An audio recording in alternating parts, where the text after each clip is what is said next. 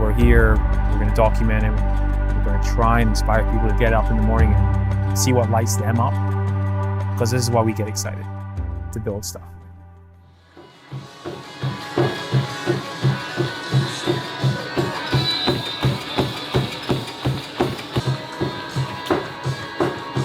Carb mix, 2 scoops. This is so good. Wow. 6-minute miles, 5 sets, and then 2-mile cooldown.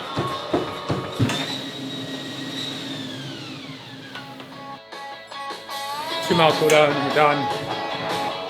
Whew, let me get a pack. Funny, you know, we just signed Robert Farkin. He was one of the first to try the carb mix. I think it's what won him over. Some really good feedback from Robert on this product. Just like genuinely feeling the best in the world, which is crazy. Like we posted an Alex G video this week. To fuel gold medal Olympians, it's different, bro. It's different. Obviously, low-key becoming my favorite flavor again. Oh, okay. Wow.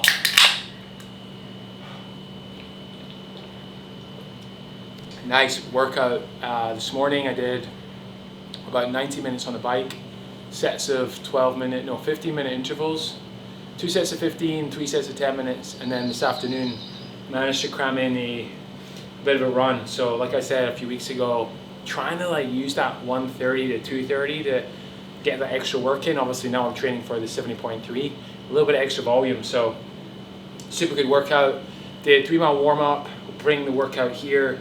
3-mile warm-up, then I did 5 by 3 minutes hard, 6:25 down to 6-minute pace, kind of dropping 5-7 seconds a minute over the course of the 5 sets. So started at 6:25, got down to 6, and recovered every set at like 7:30, 7:35. So 3 minutes hard, 3 minutes recovery, and then a mile cool down. Got me to 8 miles for the day, 2,000 active calories burned, and feeling really, really good. So yeah, I'm excited. We're actually about to go and see a small supermarket in LA that Alex, I was training him on sales. He's been crushing it. He actually just launched us in a really cool supermarket. So we're gonna go see that.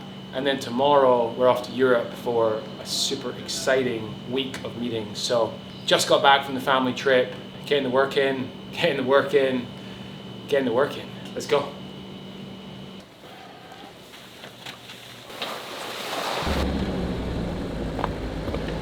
Oh, boys. Arguably the OG Air One. Alex here, I was like, yo, I want one account. I want Rainbow Acres. And check out what he got. And like, Alex, give him that a task. Let him execute. Well done, brother. Thank you, bro. So fire? So good. So check out Rainbow Acres, LA. Get them cold, get them warm, whatever you want. Boom. Cream soda for me, bro. Boom. For me and my wife's shop, so all in the neighborhood. Yeah, I love it. That's cool. A little cool moment for us to see kids there. Yeah, awesome. To many more accounts. There we go. Just getting started. Tyler, cheers. Cheers. There we go, brother. I think I might be this way anyway. Top right 3. I swear to God. You see that? See, crazy. Look at this, bro. Oh.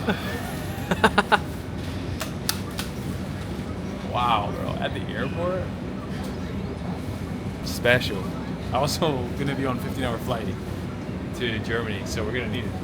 Restack these guys, make them looking good. I went to 3 airports last week, and they were at every single airport. 5, 6.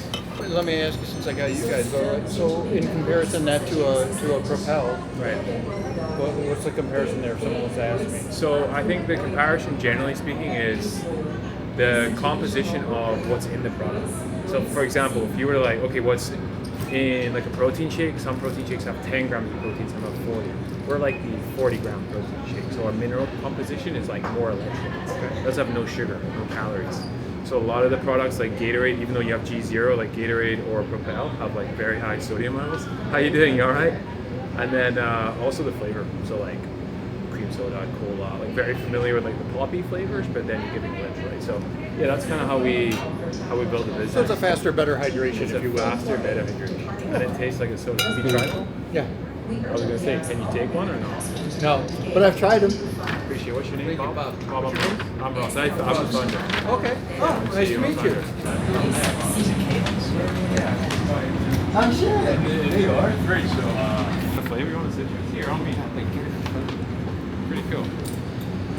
Obviously, got a bunch of cadence for the trip. The fact that you can get cadence at the airport and the velocity is crazy, saying you're selling really well, which is, as I talk about, the only thing that matters. Distribution does not matter. It's how many you're going to sell in the store. And apparently we're selling a lot. Long flight ahead, we've got hydration. So see you on the other side.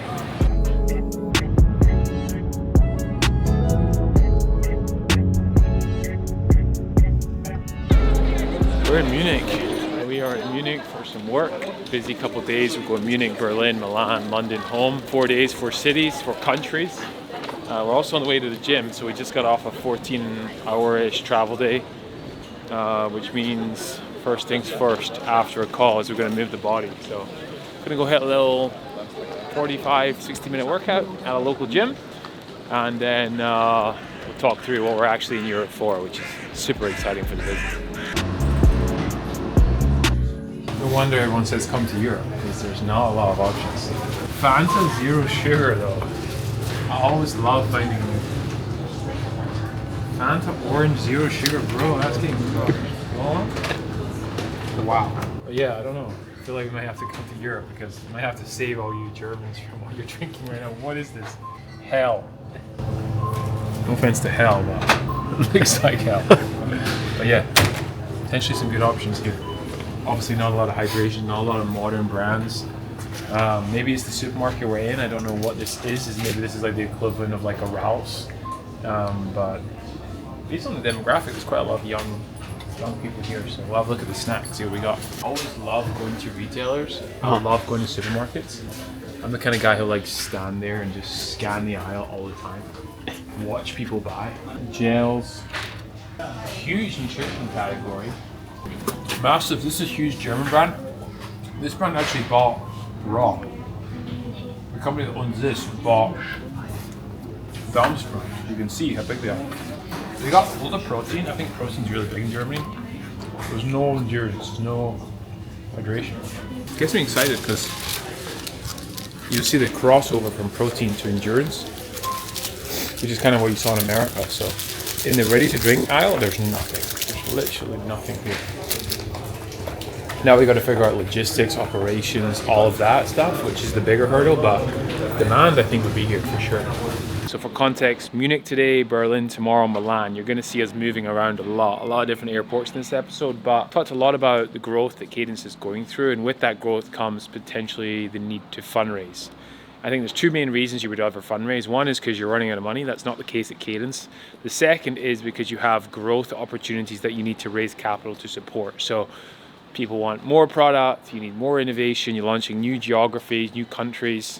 And for us, the growth is so demanding that we need to potentially raise capital to support that. So I'll get into kind of the ins and outs of raising capital probably on another video. I think for me, I've obviously raised close to 200 million-ish over the last 5 or 6 years. So I'm a little bit more, I would say, advanced in my growth cycle of raising capital, but I will try and do a more specific video on raising capital as an early stage founder. But I'm here to meet an investor who we've had multiple discussions with. We've got to a point where we feel like there's a really good synergy, really good alignment, really good values. And those are really important things when you're raising capital.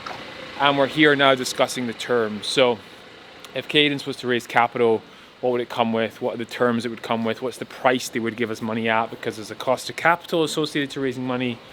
And with that, just meeting each other, staring each other in the eye and saying, do we want to do this together? So it comes with fiduciary responsibility of me to go out and return capital as well. So do I want that additional pressure? Obviously, I am so focused on building the next Gatorade But at the same time, when you bring partners into the business, they also have an expectation. So we're here to explore a possible partnership with an investor in Munich. And the next couple of days, we're going to go and see some more Berlin and also Milan. Going to head in now. We've had a good morning together, and it's time to go into an afternoon of potential strategies. So really good day of meetings, busy day of meetings. Basically go through at this stage like what's called diligence. So you're providing, essentially more formal documentation about the business, financials, management, accounts, really boring but essential stuff, which is essentially like legal and financial diligence. So you've gone through what I covered in a prior call where you're sort of selling the business, the mission, the vision, the products, the updates. This is like a whole level deeper. It's literally like a doctor's examination of the business. But of course, I can't let anyone join the cap table if they don't come for a run. Just joking. But the team are awesome, and they said they want to join me for a little shakeout run. Overall, great day, exhausted, jet lagged. Here on a mission, coming after you, Gatorade. Reach me, baby. Call my phone and say you need me, baby. I'm so green, you gotta teach me, baby. From Vancouver, you're a BC, baby. Pull up, play back, beep, beep, baby. Am I During the run, Said was like, time you're getting to Berlin. I was like, tomorrow morning. Why don't you fly tonight? Get in, sleep, wake up, run. Genius me didn't think of that. So we're at the airport, finished the run, got home, got an Uber, got to the airport pretty much within like 40 minutes of finishing the run. So obviously, dinner at the airport, fridge cigarette, white chocolate almond Bear Bells. If you want to know what the diet is, it's a lot of chocolate bars.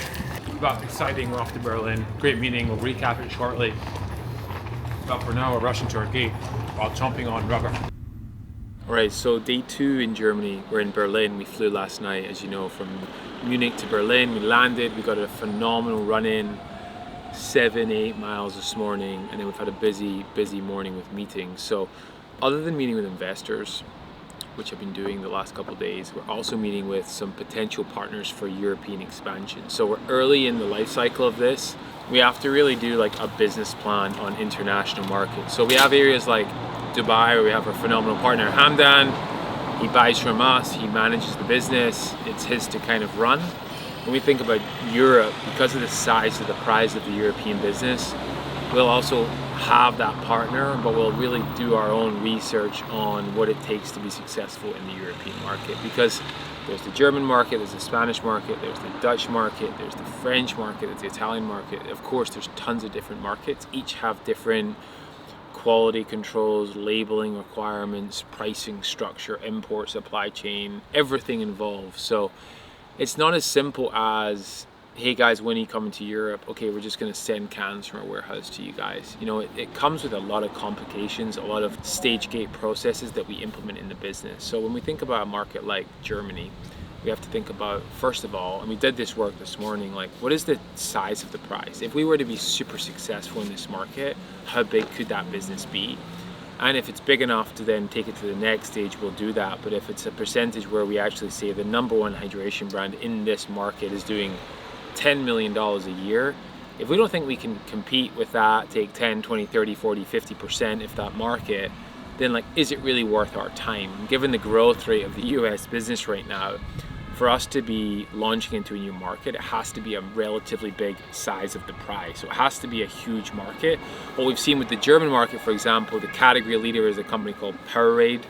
It's doing around $80 million a year. So it's still relatively small if you think about $80 million as the number one selling hydration brand in the market.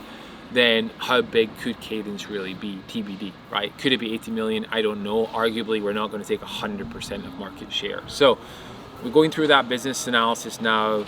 It gets put through a stage gate. We have to look at things like, what are the labeling requirements? Like, can I just send our current label here, or do I have to print something with a new language? Do I have to print something with, can I make claims here that I can make in different markets? For example, the packaging has 500 milligrams of sodium. Can I say that here? So we've got to do all that analysis before we underwrite launching here. But obviously we have a ton of you who are asking for the product. We'd love to launch here. We have a bit of work to do. It's where I'm going to spend the rest of my day today and probably the rest of my month, a few hours a week just exploring it. But we're here to explore it. I know a lot of you want it, but there's a lot of work to be done.